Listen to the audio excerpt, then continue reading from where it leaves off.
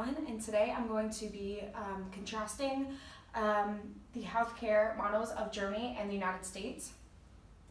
First off, I want to give some basics on the healthcare system.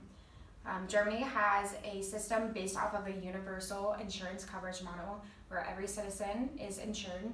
Those who are wealthy can opt out and get private insurance, but a majority of the population, about 85%, uses the public health insurance model. This figure is a good representation of the German insurance model. Everyone pays into the statutory health model based on income, and the benefits are given according to individual need. So this kind of it supports those who do need more services, those who are chronically ill, and it's allocated based on that need. So this insurance model covers preventative care, including dental and vision. It covers inpatient and outpatient hospital care, physician services, mental health care, prescription drugs, medical aids, rehabilitation, and sick leave compensation.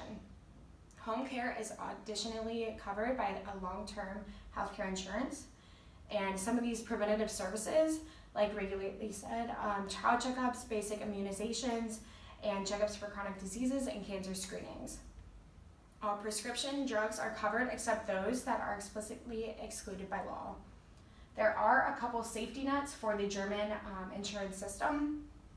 Children under 18 who are employed are excluded from this cost sharing. Additionally, for adults, the annual cap on cost sharing is 2% of household income annually.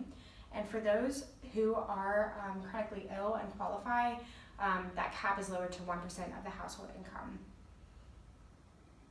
For accredited physicians in Germany and ambulatory care, generally they are reimbursed for a fee for service, and this is uniform and already predetermined and negotiated between the sickness funds.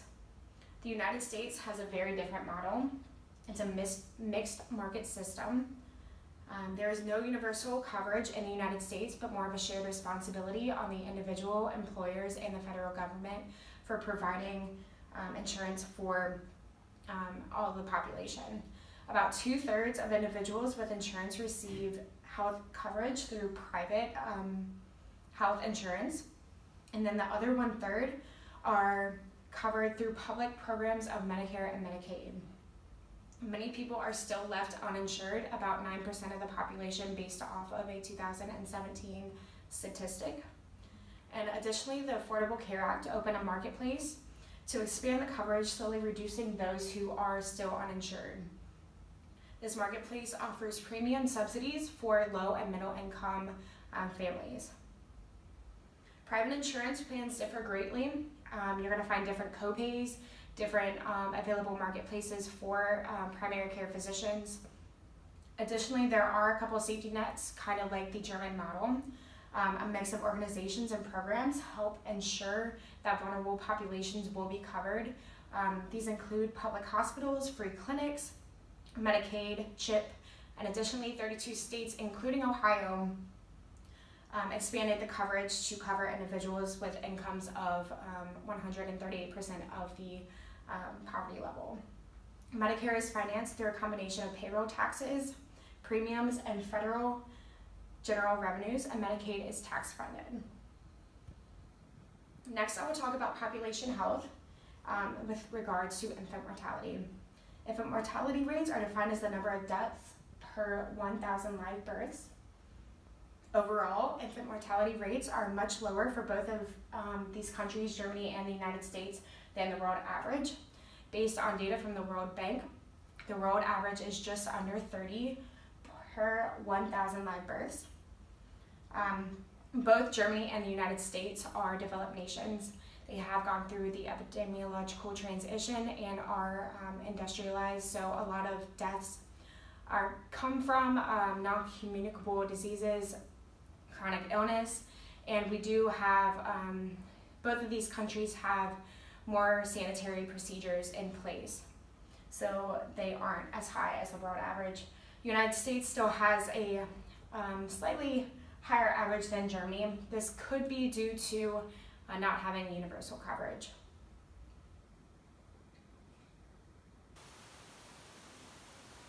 Healthcare spending. So per capita, the United States spends about $10,739. This is in 2017, so this is a little bit lower than what it would be now. Germany, I found from 2014, about 5,356 per capita. So the United States is paying almost double per capita what Germany is spending. And you can see through this graph that for countries with average life expectancies, Germany is right about here, so about average. The United States is all the way over to the right, showing that it spends a lot more than other industrialized nations with average life expectancies. And we are, I guess the United States is producing health outcomes that are much lower than the other averages. For healthcare system, the outcome measure I used was amendable mortality to healthcare, so rates of death considered preventable by timely and effective care. From 2004 to 2014, the United States did go down from 133 to 112, which is still an elevated amount of deaths compared to Germany, which was 83 out of 100,000. For public and health prevention, I used the outcome measure of children who received vaccination rates. This is a percentage, including diphtheria, tetanus, pertussis, and measles from 2017. Based off this graph, Germany is about a little bit higher in percentage, showing 95% of diphtheria, tetanus, and pertussis, and 97% for measles. The United States was at 94% for diphtheria, tetanus, and pertussis, and at 91% for measles. Recently, though, according to the CDC, from January 1st to April 11th, there have been reported 555 cases of measles confirmed in the United States. This is the second greatest number of reported cases in the United States since measles was eliminated in 2000, showing that there are still some regions where children aren't getting their vaccination rates, and for those who travel and come back, they can spread that disease pretty quickly, and there needs to be better policy. For physical environment, I researched the outcome measure of air quality, defined as the measures of greenhouse gas and CO2 emissions per capita. This is tons per capita, my bad. So the United States is about double the tons per capita of Germany, showing that a lot of the emissions are a little bit elevated than other countries at the same level. The United States has passed Clean Air and Water Acts. These happened in 1970, but there have been additional policy measures. Germany has reduced the amount of pollutant emissions by passing specific regulation. This is seen based off of this graph that it is so much lower than the United States, but one example is the International Climate Initiative. For the topic of access to care, I used the outcome measure of uninsured adults age 18 to 64 years old.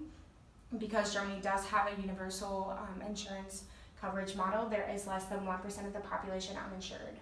For the United States, as previously said, 9% of the population, or 28.5 million people, are still left uninsured. The Affordable Care Act has helped a little bit, but that's still a huge problem. For social and economic environment, I used the outcome measure of unemployment rate. Harmonized unemployment rate is defined as those who are employed, who are of working age, who are without work, and have taken specific steps to find work. The United States is at 4.35% of the total labor force, and Germany is at 3.7%. As you can see, from 2004, it has dropped a lot, but it still needs to be decreased. Final takeaways are that Germany does have the universal health care model. Uninsured rates are less than 1% of the population. The United States has privatized healthcare and a little bit of public. It's mixed, but the uninsured rate is still 9% of the population. Healthcare spending for Germany is half of what United States pays per capita. However, there are better outcomes in every measure. Additionally, additional steps need to be taken to increase availability of the health care for the United States population. For both of these nations, the percentage of the elderly are going to increase, and finding resources to meet the economic challenges of this population will be crucial for these countries. Thank you for listening.